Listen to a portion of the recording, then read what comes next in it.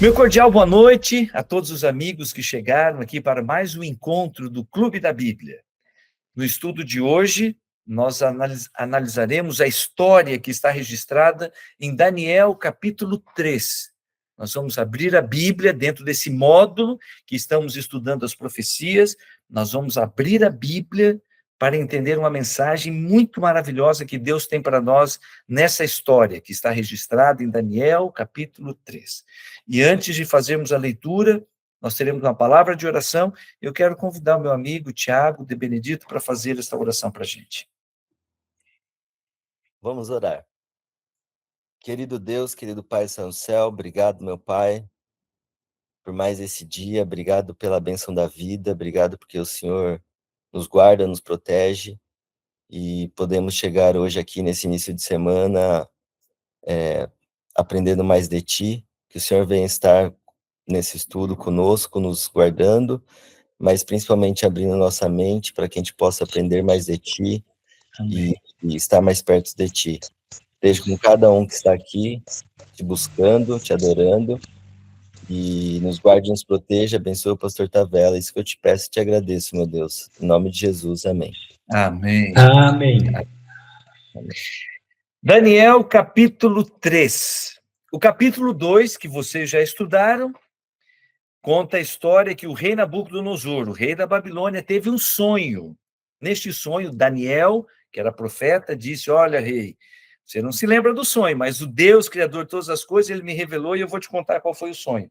Você sonhou com uma grande estátua. Tinha a cabeça de ouro, o peito e os braços de prata, o ventre e as coxas de bronze, as pernas de ferro e os pés eram uma mistura de ferro e barro. Quando você estava olhando para essa estátua, uma pedra vinda do céu atingiu a estátua nos pés.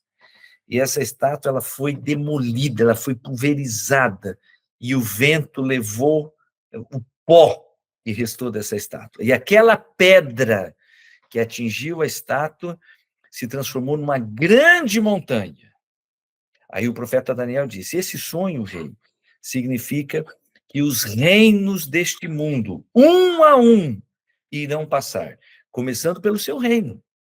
Você, Nabucodonosor, representa a cabeça de ouro.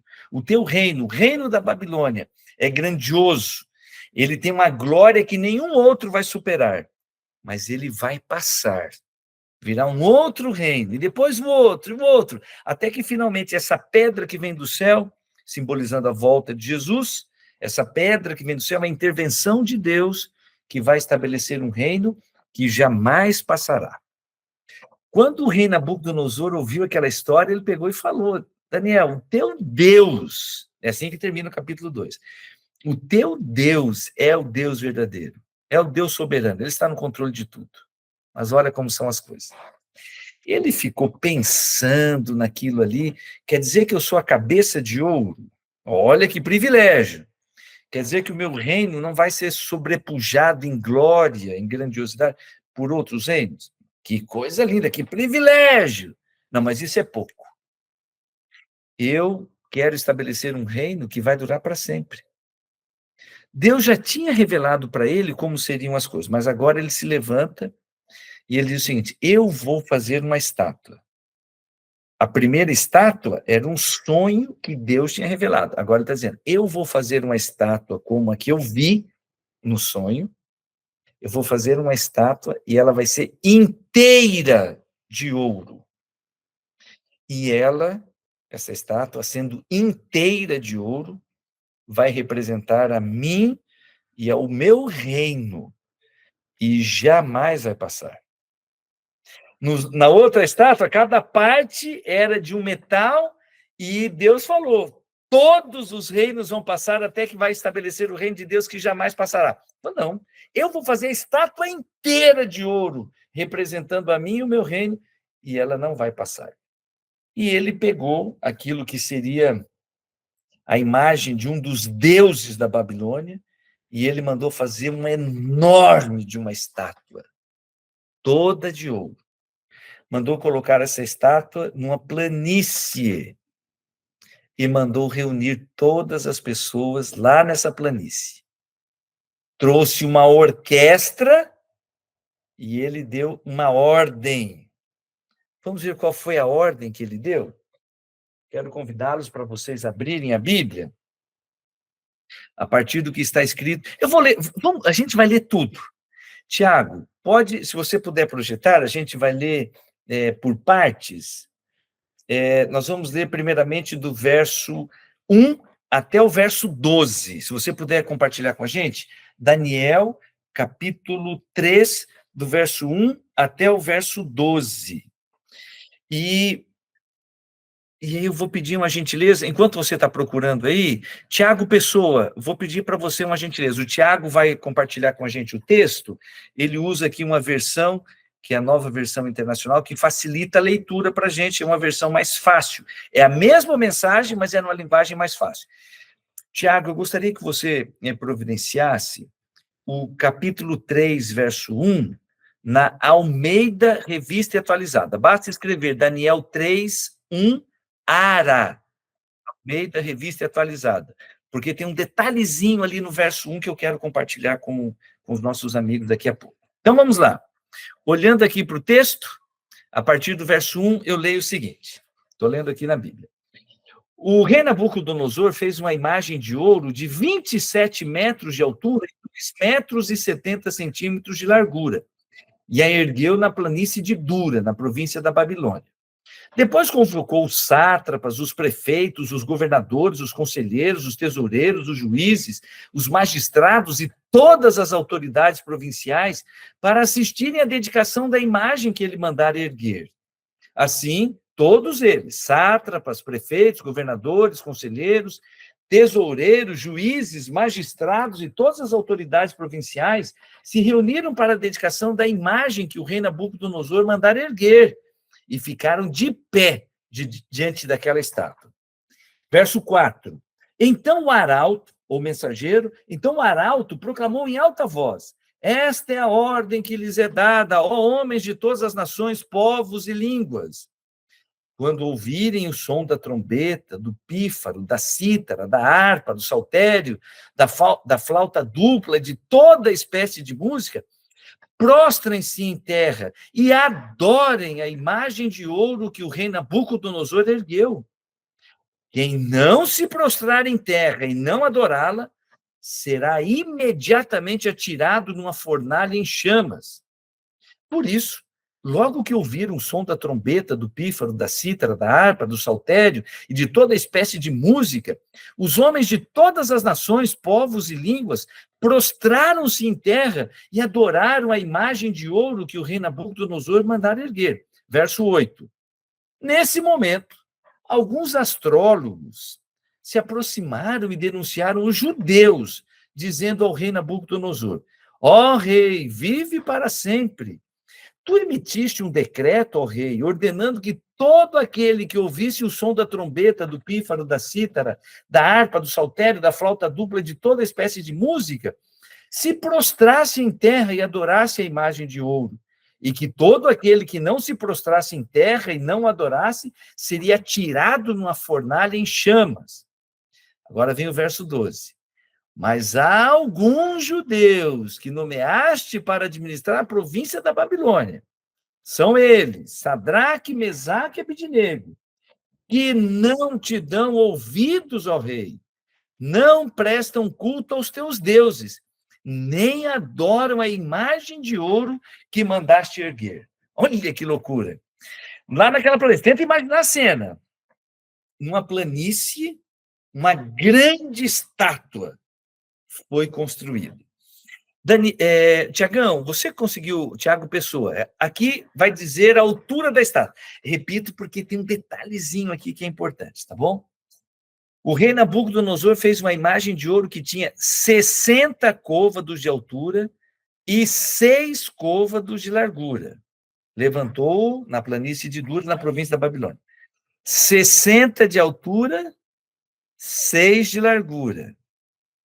Esse número 6, ele fica sendo repetido. Ele é repetido dentro do livro de Daniel algumas vezes, porque o número 6 era o número religioso da Babilônia. A cidade da Babilônia, dentro do contexto profético da Bíblia, dentro do simbolismo espiritual da Bíblia, a cidade da Babilônia, ela é colocada como um poder que é inimigo de Deus e do povo de Deus.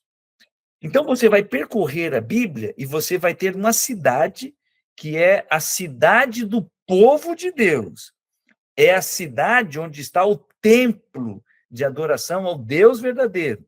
Essa é a cidade de Jerusalém.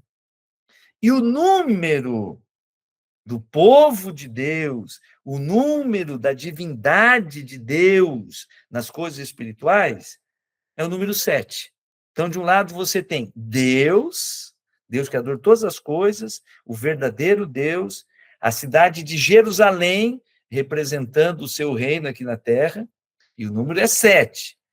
Do outro lado, você tem Babilônia, você tem um monte de deuses, são vários deuses, é o que a gente chama de um panteão de deuses.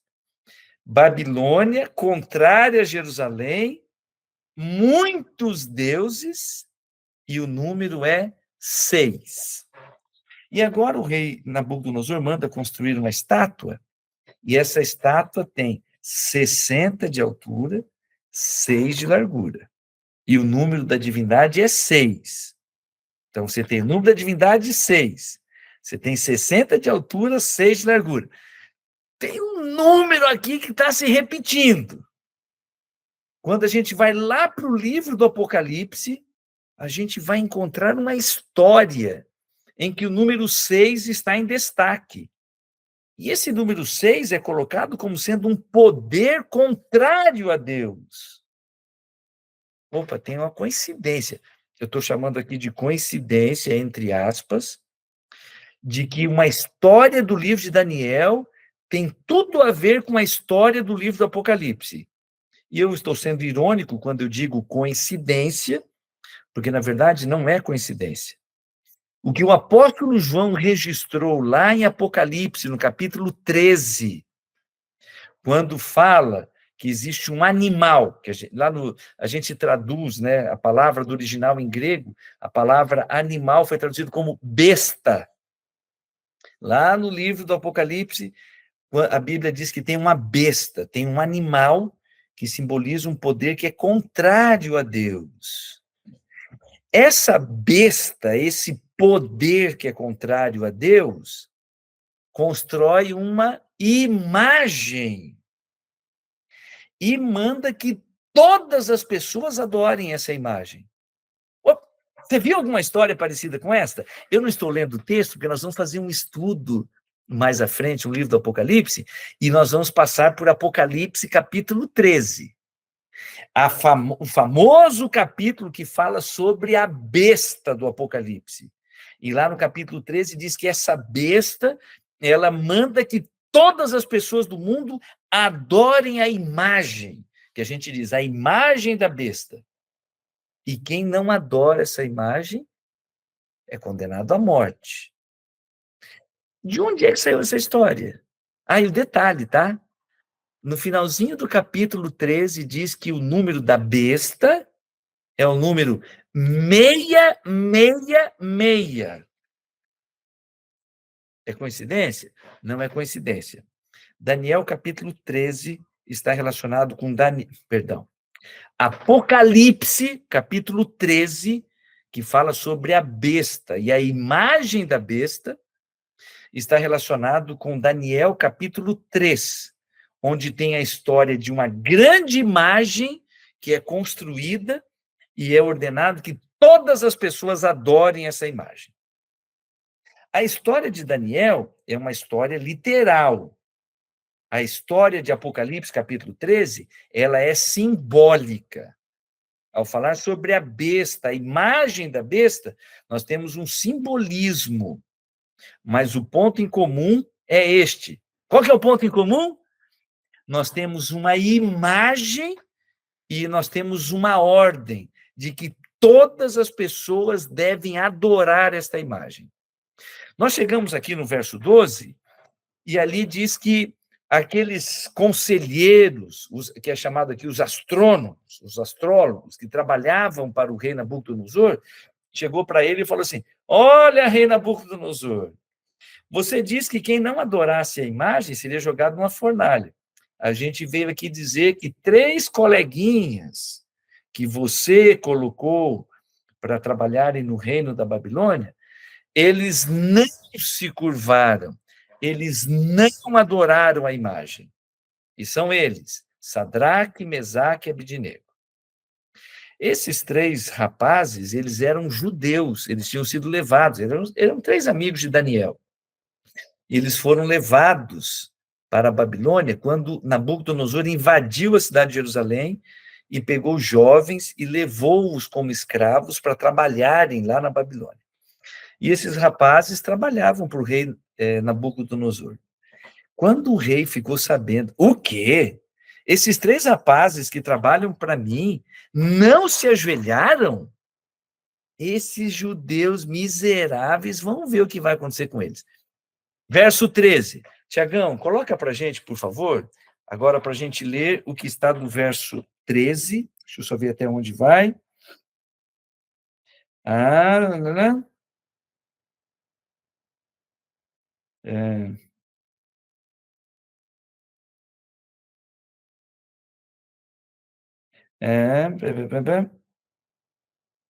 Até o verso 23, do verso 13 até o verso 23.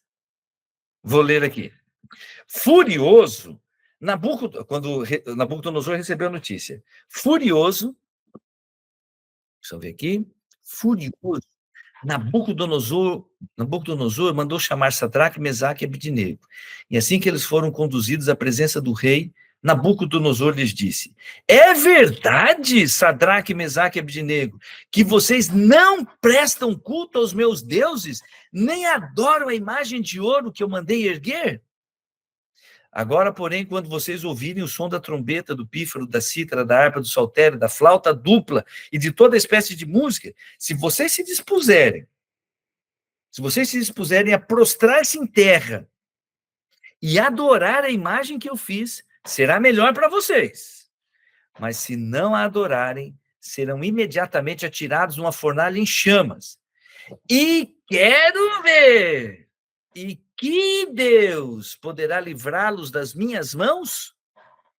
Sadraque, Mesaque e Abidnego responderam ao rei: ó Nabucodonosor, não precisamos defender-nos diante de ti. Se formos atirados na fornalha em chamas, o Deus a quem prestamos culto pode livrar-nos, e ele nos livrará das suas mãos, ó rei. Mas se ele não nos livrar, saiba, ó rei, se ele não nos livrar, a gente morrer, em outras palavras. Mas se ele não nos livrar, saiba, ó rei, que não prestaremos culto aos seus deuses, nem adoraremos a imagem de ouro que mandaste erguer. Nabucodonosor ficou tão furioso com Sadraque, Mesaque e Abidnego que o seu semblante mudou.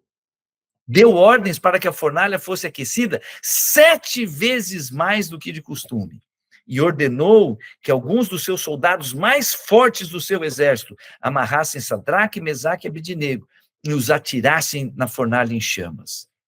E os 3 homens, vestidos com seus mantos, calções, turbantes e outras roupas, foram amarrados e atirados na fornalha extraordinariamente quente. A ordem do rei era tão urgente, a fornalha estava tão quente, que as chamas mataram os soldados que levaram Sadraque, Mesaque e Abidnego, os quais caíram amarrados dentro da fornalha em chamas. Meu Pai do céu, toda vez que eu leio essa história, eu fico imaginando algumas pessoas do lado de Sadraque, Mesaque e Abidnego, pessoas que gostavam deles, dizendo mais ou menos assim: por favor, meus amigos, não sejam tão fanáticos com a religião de vocês. Não tem problema, vocês vão continuar sendo judeus, vocês vão continuar adorando o verdadeiro Deus. Só desta vez, para vocês não morrerem, se ajoelhem, adorem a estátua que o rei Nabucodonosor fez. A gente sabe que vocês não adoram esses deuses, mas façam isso Obedeçam só para vocês não morrerem. Grandes coisas esse negócio de ser fiel a Deus e adorar unicamente a Deus. Vocês vão morrer. Para que esse exagero de ficar obedecendo a Deus? Eu fico imaginando as pessoas dizendo isso para eles. Mas eles deram a resposta para o rei de forma definitiva, contundente. Olha, rei, você está dizendo aí que você vai nos jogar na fornalha, e você, ironicamente, está dizendo aí, quero ver quem é o Deus que vai livrar vocês das minhas mãos. Então, rei, a gente quer dizer para você o seguinte, o nosso Deus, Deus criador de todas as coisas, o verdadeiro, o único e verdadeiro Deus, ele pode nos livrar. E ele vai nos livrar se ele quiser. Mas se ele não quiser nos livrar, não tem problema. Já está decidido. Nós não vamos adorar a tua imagem e nós estamos prontos para morrer. Meu pai do céu. Agora eu queria fazer uma pergunta, só a título de curiosidade. E eu sei que alguns aqui saberão a resposta. De onde é que esses 3 rapazes tiraram a ideia de que eles não deveriam se ajoelhar diante de uma imagem para adorar imagens de escultura e para adorar outros deuses? De onde é que eles tiraram essa ideia? Alguém aqui teria resposta? Se alguém aqui tiver uma resposta, escreve aqui para mim na caixinha de texto, aqui, só para a gente saber. De onde é que esses rapazes tiraram a ideia de que eles não deveriam se ajoelhar? De onde é que eles tiraram que Deus manda não se ajoelhar diante de imagens e não adorar outros deuses? Que ideia maluca é esta? Alguém sabe de onde é que eles tiraram essa ideia? Então, eu quero convidar. O Tiago está escrevendo aqui, o Tiago Pessoa, os 2 Tiagos já mataram a charada rapidinho. E por um acaso vocês sabem em que lugar da Bíblia estão escritos os 10 mandamentos? Porque esta ideia dos jovens está nos 10 mandamentos. Que lugar da Bíblia estão escritos os 10 mandamentos? E eu estou perguntando isto porque eu estou vendo aqui algumas pessoas com a Bíblia na mão para nós fazermos o estudo de hoje. E tem uma parte da Bíblia, e a Bíblia diz que foi escrita pelo dedo de Deus em tábuas de pedra. E o profeta Moisés foi lá e escreveu. Muito bem, irmão Carlos, está lá em Êxodo capítulo 20. Deus escreveu em tábuas de pedra, e aí o profeta Moisés escreveu num livro, em papiros, escreveu os 10 mandamentos. E nós vamos ler hoje só o 2º mandamento, que é um mandamento específico, falando sobre adoração de imagens, e que aqueles rapazes obedeciam. Você pode abrir a Bíblia comigo, por favor? Está lá no livro de Êxodo, capítulo 20, e nós vamos ler do verso, deixa eu ver se é o 3 ou o verso 4 aqui, só um pouquinho, para confirmar aqui qual é a parte do... eu quero fazer um desafio aqui para você que está conosco. Hoje, no estudo de hoje, nós só vamos ler o verso, aqui, muito obrigado, já colocou aqui, ó. O verso 3 é o primeiro mandamento, e aí o verso 4 e 5 fala do 2º mandamento. E eu queria deixar uma tarefinha de casa aqui para vocês lerem, estudarem os 10 mandamentos. Hoje, nós só vamos avaliar o 2º, mas vai ter um outro dia que nós vamos avaliar um outro mandamento que tem algumas características muito parecidas com o 2º mandamento. O 2º mandamento, o primeiro, verso 3, Deus dizendo, não terás outros deuses além de mim. Esse é o primeiro mandamento. 2º mandamento, não farás para ti nenhum ídolo, nenhuma imagem de coisa no céu, na terra ou nas águas debaixo da terra. Não te prostrarás diante deles, desses ídolos, dessas imagens, nem lhes prestarás culto, porque eu, o Senhor teu Deus, sou Deus zeloso, que castiga os filhos pelos pecados de seus pais até a 3ª e 4ª geração daqueles que me desprezam. Outro dia a gente pode voltar aqui para ver o que significa isso, Deus zeloso, ou talvez alguém tenha uma tradução dizendo Deus ciumento. No original foi traduzido como zeloso, mas é assim, Deus ciumento. Deus não quer nos dividir com ninguém. Só ele é Deus, e ele espera que nós adoremos somente a ele. Aqueles jovens que eram judeus, eles eram estudiosos, eles eram praticantes da religião da Bíblia. No caso, eles conheciam os 10 mandamentos. Eles conheciam a vontade de Deus. Quando o rei Nabucodonosor levantou aquela estátua e falou: não me interessa quem você seja. Quando a orquestra tocar, você vai ter que se ajoelhar e adorar a estátua que eu fiz. Aqueles jovens disseram: olha, rei, fica sabendo de uma coisa. O Deus que nós adoramos pode nos livrar da fornalha. Mas se ele não nos livrar, não tem problema, está tudo certo. Nós vamos morrer. Mas uma coisa é certa: nós seremos obedientes, nós seremos fiéis a Deus. E nós não vamos adorar a estátua que você fez.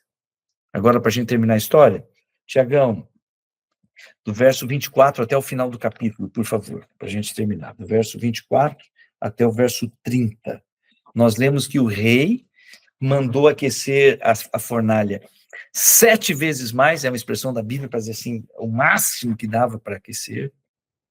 Os estudos arqueológicos dizem que aquela região era uma região em que eles tinham acesso a betume, a piche, e eles usavam isso, pegavam piche e jogavam lá para queimar aquilo, e era o que eles utilizavam para ter o máximo de calor. E aí diz que os soldados que levaram os 3 jovens para a fornalha morreram só com o bafo da fornalha. E os 3 foram jogados lá dentro. Do verso 24 em diante, diz o que aconteceu e como é que termina a história. Eu leio aqui, mas logo depois que eles foram jogados na fornalha, mas logo depois o rei Nabucodonosor, alarmado, levantou-se e perguntou aos seus conselheiros: não foram 3 homens amarrados que nós atiramos no fogo? E eles responderam: sim, ó rei. E o rei exclamou: olhem, eu estou vendo 4 homens, eles estão desamarrados e ilesos, andando pelo fogo. E o quarto se parece com um filho dos deuses. Então Nabucodonosor aproximou-se da entrada da fornalha em chamas e gritou: Sadraque, Mesaque e Abednego, servos do Deus Altíssimo, saiam, venham aqui. E Sadraque, Mesaque e Abednego saíram do fogo. Os sátrapas, os prefeitos, os governadores e os conselheiros do rei se ajuntaram em torno deles e comprovaram que o fogo não tinha ferido o corpo deles. Nenhum só fio de cabelo tinha sido chamuscado. Os seus mantos não estavam queimados e não havia cheiro de fogo neles. Os soldados que foram até a porta da fornalha para jogar, morreram pelo bafo da fornalha, pois os 3 foram jogados lá dentro e nem o cabelo queimou. Verso 28, disse então Nabucodonosor: louvado seja o Deus de Sadraque, Mesaque e Abednego, que enviou o seu anjo e livrou os seus servos. Eles confiaram nele, desafiaram a ordem do rei, preferindo abrir mão de suas vidas a que prestar culto e adorar a outro Deus que não fosse o seu próprio Deus. Por isso, disse o rei, por isso eu decreto que todo homem de qualquer povo, nação e língua que disser alguma coisa contra o Deus de Sadraque, Mesaque e Abednego seja despedaçado e a sua casa seja transformada em montes de entulho, porque nenhum outro Deus é capaz de livrar ninguém dessa maneira. Então o rei promoveu Sadraque, Mesaque e Abednego a melhores posições na província da Babilônia. Bom, termina aqui a história. E o meu tempo também está acabando, e eu quero destacar para vocês por que nós fizemos o estudo de hoje. O livro de Daniel ele está dividido em 2 partes. A primeira parte a gente chama de parte histórica. Daniel capítulo 1, 2 até o verso 6, nós vamos encontrar histórias a respeito de Daniel, seus 3 companheiros, o rei da Babilônia, etc. Do capítulo 7 até o capítulo 12, tem alguns poucos relatos históricos, mas o conteúdo é essencialmente as profecias. Nós já estudamos o capítulo 7, com o professor aqui, o pastor Diogo. Mas eu gostaria de destacar para vocês que as histórias que estão relatadas em Daniel, na parte histórica, elas servem de pano de fundo para nós entendermos muitas coisas que estarão relatadas no conteúdo profético do livro do Apocalipse. O livro do Apocalipse não tem uma parte histórica, ele é inteiro, os 22 capítulos, ele é inteiro de conteúdo profético, usando muitos símbolos, muitas profecias, com animais, com uma série de outras simbologias, mas nós não podemos nos esquecer que Deus, ele nos deu as chaves para que a gente possa interpretar as profecias do livro do Apocalipse. Ele nos deu as chaves com coisas escritas na própria Bíblia, especialmente o livro de Daniel. Repito, está ficando de tarefinha de casa, tá bom? Repito, o capítulo 3 de Daniel é uma chave para nós interpretarmos o capítulo 13 do livro do Apocalipse. No capítulo 3 do livro de Daniel, o rei Nabucodonosor, o rei da Babilônia, ele é colocado como sendo adversário de Deus, adversário do povo de Deus. No livro do Apocalipse, a expressão que é usada para falar do poder que é contrário a Deus, vai usar a expressão besta, ou animal. É mencionado um grande animal, e esses, tanto a besta, o animal que sai do mar, quanto a besta, o animal que sai da terra. Esses poderes são contrários a Deus, e aí é mencionado que a besta erige, ela levanta uma estátua, e da mesma maneira que o rei Nabucodonosor diz, vocês têm que adorar a esta imagem. Sadraque, Mesaque e Abidnego disseram, nós não vamos adorar esta imagem. Nós continuaremos sendo fiéis a Deus e nós vamos obedecer a Deus, mesmo que a gente seja condenado à morte. Lá no livro do Apocalipse, diz que as pessoas terão que tomar a mesma decisão. E a decisão basicamente é esta. De um lado, a lei de Deus, aquilo que Deus diz que é para fazer. Do outro lado, um decreto, dizendo, tem que adorar a imagem da besta. Não é que vai ser levantada uma estátua no século XXI para as pessoas se ajoelharem diante dessa estátua. É uma ordem que contraria a lei de Deus, que vai ser estabelecida, e esta ordem diz que todas as pessoas devem obedecer, senão elas vão morrer. E agora vem a pergunta que realmente interessa. Sadraque, Mesaque e Abednego, eles permaneceram fiéis e foram livrados pela intervenção de Deus. O Deus que nós adoramos, disseram eles, pode nos livrar. E se ele não quiser, a gente vai morrer e está tudo certo. Mas nós não vamos adorar a imagem. Se você se deparasse com isso hoje, e as pessoas que te amam, algumas pessoas são seus amigos, talvez familiares, e você fosse confrontado com uma ordem dizendo, se você continuar obedecendo a Deus, você vai morrer. O que você ia fazer? Eu estou fazendo essa pergunta para você, porque a primeira vez que eu li essa história, eu era criança, primeira vez que eu li, não, a primeira vez que me contaram essa história, eu era criança, eu fiquei muito impressionado com a coragem desses 3 jovens, fiquei muito impressionado com a intervenção de Deus, o próprio Senhor Jesus Cristo, antes da encarnação, ele veio e caminhou com aqueles jovens dentro da fornalha, era Deus, era Jesus Cristo antes da encarnação caminhando ali com eles. E nossa, essa história me impactava desde criança, eu não conseguia medir o desdobramento disso em relação a mim. Mas um dia, alguém fez essa pergunta para mim. Se você estivesse lá na planície, quando tocou a orquestra, você ia ficar em pé ou você ia se ajoelhar?